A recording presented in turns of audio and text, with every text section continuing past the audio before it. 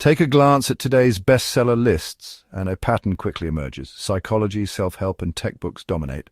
Meanwhile, philosophy and the humanities often gather dust on the shelves.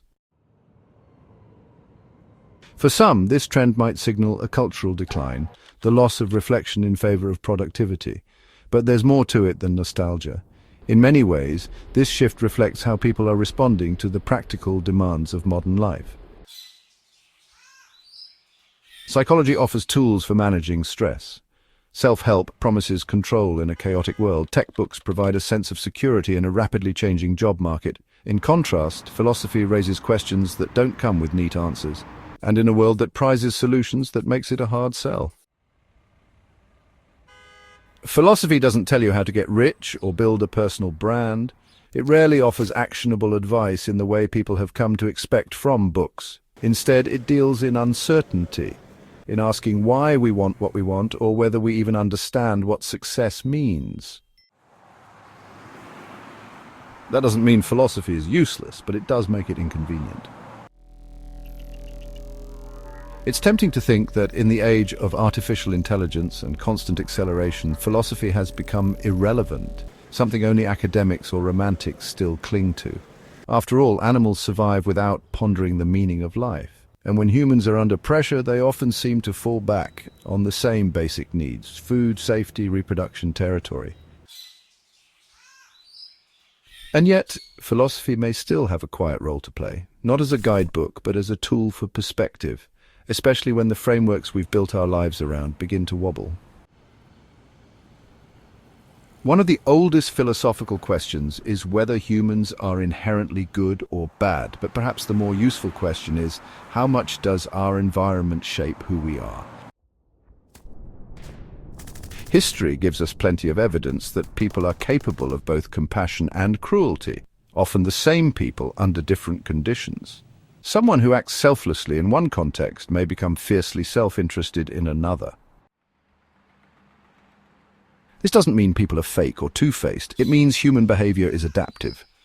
Our moral responses are influenced by stress, scarcity, fear, and also by trust, abundance, and hope. So maybe the goal isn't to define human nature once and for all, but to understand that it contains multitudes and that our judgments should reflect that complexity. It's a familiar idea, but one worth repeating. People don't usually worry about meaning when they're worried about survival.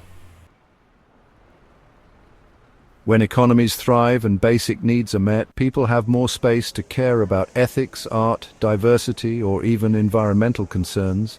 But when economic security disappears, social values often shift toward nationalism, isolationism, or survivalism.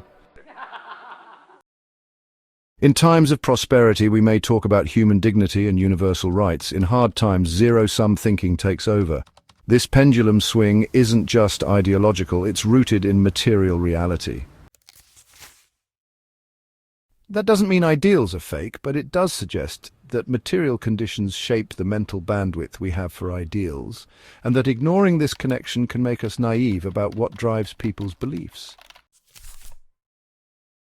If philosophy no longer gives us concrete advice, what does it offer? Maybe what it offers is structure, not to answer every question, but to help us frame better ones. Philosophy teaches us to pause, to examine the assumptions behind our goals, and to consider long-term consequences in a short-term world. It doesn't solve our problems, but it helps us ask, are we solving the right problems? And are our solutions actually helping or just distracting us from deeper issues? In a culture that prioritizes productivity over perspective, philosophy may still be a quiet counterweight, a reminder that speed isn't always progress. Philosophy isn't for everyone and it's not always timely, but in an age of algorithmic certainty, it still offers something rare, the encouragement to remain mentally awake in a world that often prefers autopilot. And human nature? It's not a fixed quality, but a range of potential outcomes, shaped by context, history, and choice. Trying to pin it down too narrowly may say more about our expectations than about who we really are. Rather than asking whether humans are good or evil, maybe we should ask, How can we stay aware of what shapes us and how do we respond to it? In the end, philosophy doesn't promise clarity, but it does promise honesty. And in uncertain times, that might be one of the most valuable tools we have.